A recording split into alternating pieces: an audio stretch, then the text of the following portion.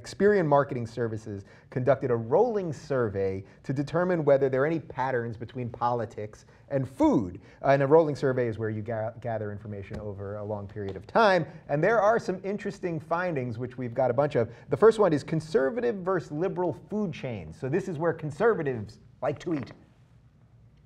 Conservatives love O'Charley's, Cracker Barrel. That one doesn't surprise me. They like Hometown Buffet.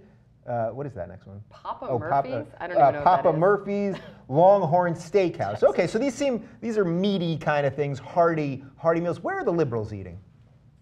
California Pizza Kitchen, that's socialist, you know. Macaroni Grill, Ruth Chris Steakhouse, that one's kind of pricey. On the Border, that's Mexican. P.F. Chang's, everybody likes a little, chained Asian food. Next up, conservative versus liberal fast food chains.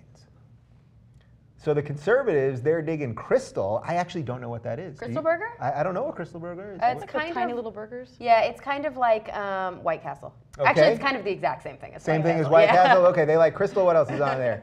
Whataburger, that's mostly down south. I've seen it in Texas. Love Whataburger. Schlotsky's Deli, which also I don't know that one. Where am I? It's I lived also in the New York South. and LA. Yeah, Boy, it's I'm also really in the showing South. my Chick-fil-A. That one doesn't surprise me. And they like Steak and Shake, which is big in the Midwest. Where are the liberals eating their fast food? Au bon pain. Oh yes, or no, those snooty French Liberals are people. all just hanging out in airports, Yeah. apparently. a lot of bread. Chipotle, and because Chipotle is supposed to be relatively healthy for you as far as that goes. Qdoba, which is basically a Chipotle knockoff. Blimpie, I thought that was interesting. They like it more than Subway or what's the Quiznos. Yeah. And Starbucks. We of course know that the liberals are always hanging out in Starbucks. And one more on supermarket chains. This is where the conservatives are going. They're going to Randall's, Weiss Markets, Piggly Wiggly, Brookshire's, and Foodtown. Interestingly, you said that so liberal. Brookshire's. Come on, it's Brookshire's. Brookshire's? Well, okay, can we go back to that for just a second? Can we go back to that one for just a sec? So these first, Piggly Wiggly I know, but I don't think I've been to any of these first four. Foodtown's big on the East Coast. Yeah, I'd Are never these? heard Are of the rest of Foodtown. these all? Do you Southern. guys know? Are these are Totally all Southern and Midwestern. I've only ever done Piggly Wiggly. You've done Piggly Wiggly. All right, where are the liberals doing their food shopping? Well, these liberals go to Whole Foods, Whole Paycheck Foods as they call it. Trader Joe's, that's where I do most of my shopping. Fred Meyer, Acme, and Safeway. So there are some interesting, I think we can glean some interesting stuff out of this. Do you think you can get more information about what people believe politically by this kind of stuff than by polling them on actual politics? I think there might be something to that. I mean, liberals obviously are much healthier. Is that going back to the previous segment? Yeah. Liberals sort of want healthier stuff. Yeah, and more vegetarians. Yeah. I think that if you were some sort of advertising or consumer marketing company and you wanted to be sneaky about the way that you reach your consumer, yes, you could go this route. But I don't think you're going to glean more information about somebody's political views than asking them point blank, what are your political views? Right. I don't think that there's some ulterior, weird... No, everybody who shops at Whole Foods Exactly. is liberal. It's like, everybody. no. Obviously. And the truth is, I think that this is a bullshit study. Point blank, this is a bullshit study. I remember once doing, maybe it was the Young Turks, maybe it was The Point.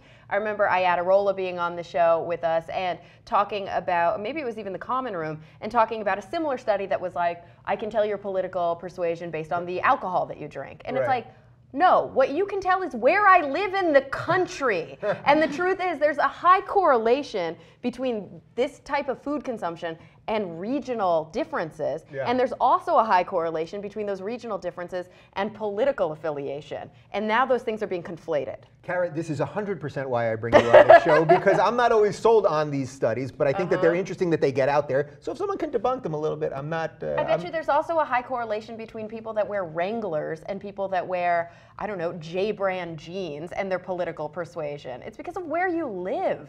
J-brand, that's going to be California. Yeah, that's it's going to be California, New York. That's going to be a higher scale client who shops at, Nordstrom or Saks Fifth Avenue, and Wrangler jeans. Like, I'm from Texas. I know this. This is going to be something that people in the South are going to be more likely to wear. It's more of a fashion statement that you see in the South. Right. And so it's going to be more likely that those people are conservative. And they're probably going to drink, say, whiskey instead of wine. Do you think that that's possible? Yeah, or whiskey instead of vodka, for example. So I think these are really just regional differences in people because that's where Well, they I think live. some of these restaurants though take advantage of those regional differences and are there on purpose, because I know in the South there are Cracker Barrels everywhere. Everywhere. And I have friends who refuse to go to them because when you walk in, it's like there's Jesus music playing, there's hats that say John 3:16 on them, all these Bibles out, and they just feel uncomfortable, so they won't go into Cracker Barrel. Gravy. I know. They have good biscuits. They make a hell of a potato, I have too. a really hard They time really do. too with this conversation that we have a lot of times about voting with your dollar, which I think starts at, you know, the big Chick-fil-A debate, which, Yeah. I mean, maybe I'm just a sucker and I grew up in Texas and I really like Chick-fil-A. I apologize. I'm not homophobic. You know this, here Dave. we go. But You I eat like chick- homophobic chicken because it tastes really good. And Yeah. so here's part of the issue, I think, is that the deck is stacked against a lot of consumers in this country. And if we chase the money, ultimately we're going to get to something we don't like. Ultimately, we're going to Almost get in to every something that we situation. are polarized about and that we're politically against. And I get it. If you're somebody who can take the time to do your due diligence and do all of your research and figure out where you want to shop based on your political affiliations, that's great and more power to you. But I don't like it when people get high and mighty about telling other people that they should do that too, because like there's not enough fucking time in the day to research every single thing I spend my money on. Yeah. It gets confusing. I mean, you know, left to right, like Dolce and Gabbana are going to prison right now for tax evasion in Italy, and like if you're against that, you know, it goes from the top to the bottom. It goes from high to low. It goes Basically, from you left should to just stay right. in a dark It's room all hard the to time, do. alone, Never pretty go to much. any Never go Just anywhere. never shop anywhere because Don't get gas at BP. So, exactly, and somebody's making. And it's like, is it any better to get gas at Exxon? No, and Right. somebody's making a decision. If you're shopping at a multinational conglomerate, probably that they're making money on the backs of other people, and this is a big difficulty in capitalist society. Yes, you can. I generally opt to eat at In-N-Out over these other choices because A, it's healthier, Right, and B, I right. do appreciate their corporate values a little bit more, and I'd much rather go to a mom and pop than go to a big chain. But there are times when I'm stuck. I still have to put gas in my car. Right, That's we the all- society we live in. We all make different choices, and interesting, the BP thing, you know, the oil spill, obviously, which they were completely at fault for, most people were boycotting their gas stations, which are franchised, so you weren't even hurting Well, that's the the thing corporation, the conglomerate, you were hurting the individual franchisees, which had nothing to do with any of the That's safety the same thing at stuff. Chick-fil-A. Is A it's lot of franchised Chick-fil-A's as are well? franchised, and so you see like the Chick-fil-A here in West Hollywood is not a homophobic Chick-fil-A at all. People are boycotting and they're like, we're in fucking West Hollywood. Like, look at everybody who works here. Like, we Right. don't care. Yeah. And that's a problem, you know? It's that we don't know all of the ins and outs. A lot of these deals are done kind of in the dark and they're shadowy and the records aren't available to the consumer. And taking political action via your food choices, I think, is a good idea, but I also don't think it's always a reasonable idea.